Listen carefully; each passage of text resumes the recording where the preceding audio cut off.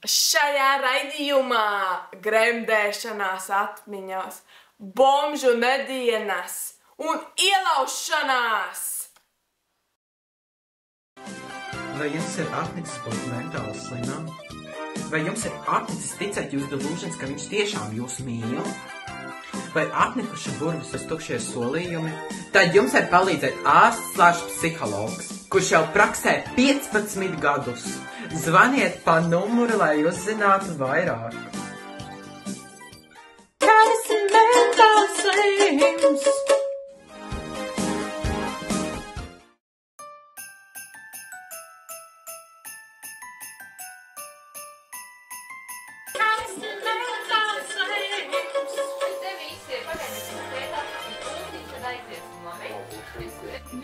Šausmas.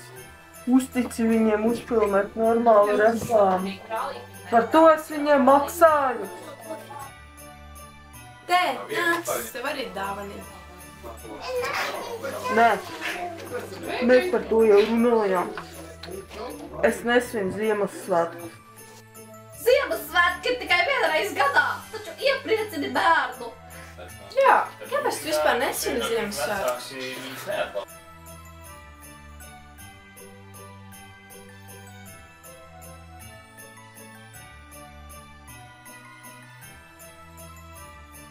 Labi, izstāstīšu vienu par visām reizēm.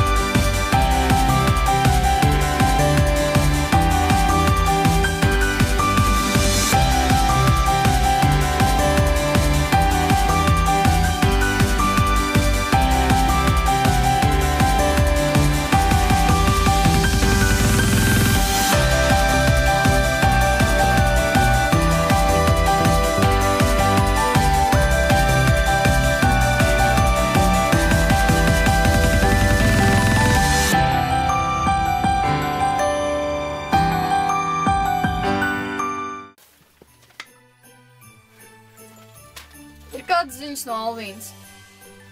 Kas nav dzirdēts? Mēs neesam redzējuši Alvīnu kopš tās reizes, kad viņa nobūra Herbertu. Alvīna ir kā akā iekritusi. Nav nevienas ziņas no viņas. Es sāku uztraukties. Ev, man ir ideja. Varbūt izjokojam Alvīnu. Viņa Ziemassvētkos vienmēr ir mājās. Es domāju, es nezinu, piezvanam pie durvīm un aizskrienam. Labi, ejam. Varam pabeigt strādāt vēlāk. Viss sākās ļoti sen. Manā jaunībā.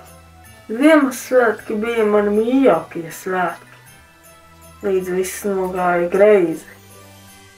Ziemassvētki bija ģimenes kopā būšanas un piedošanas laiks. Tāpēc pierunāju savu māti uzaicināt tēvu, ar kuru jau sen viņi nedzīvoja kopā. Reflektējot, tagad zinu, ka tā bija kļūda. Ārsts psihologs redz, kā viņa tēvs pagrūž viņa māti, apzog viņu un aizlaižās. Mūsu ģimenē bija iestājusies krīze.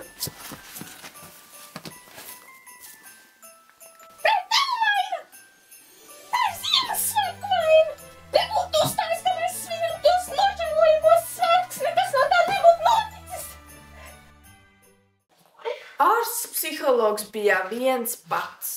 Viņš gāja uz vienīgo vietu, ko viņš zināja – mežu.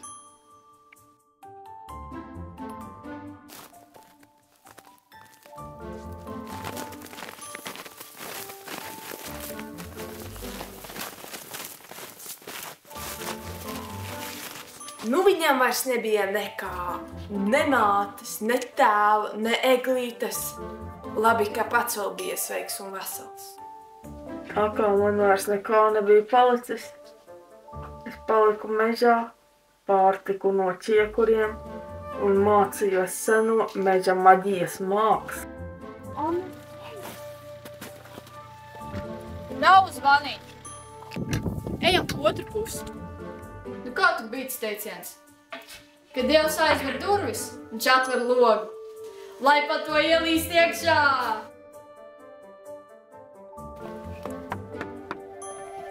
Kas tur ir? Valdemārs, Ko tu gribi? pēc kas izskatās, ko lai iekšā poda birste. Pagaidi! Kas tev kait? Kas man kait, Antonīna man pameta. No autobusa pietur man aizdzina. Vakarā būs aiet apakaļ. Vēl no augstuma naudas nav, ziema nāk. Es varu turpināt.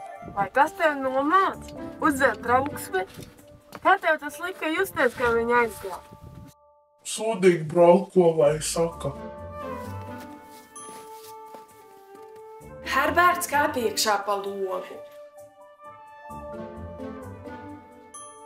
Tas bija ļoti intelektuāls plāns. Nekas nevarēja noiet greizi. Samta tam seko.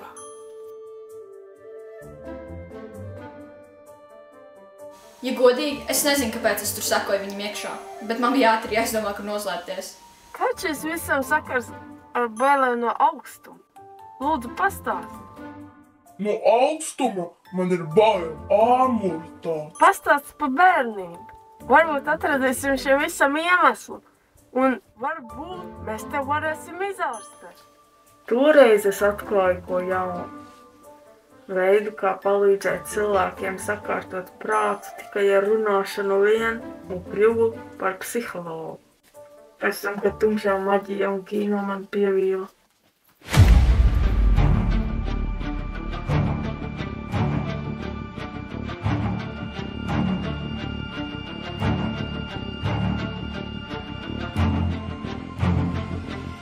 Nāc atpakaļ, tu mazais smerdeli! Ārsts met ar Čību bombziem. Čība lido, tā lido, un tā trāpa tam pa purnu. Herberts nokrīt.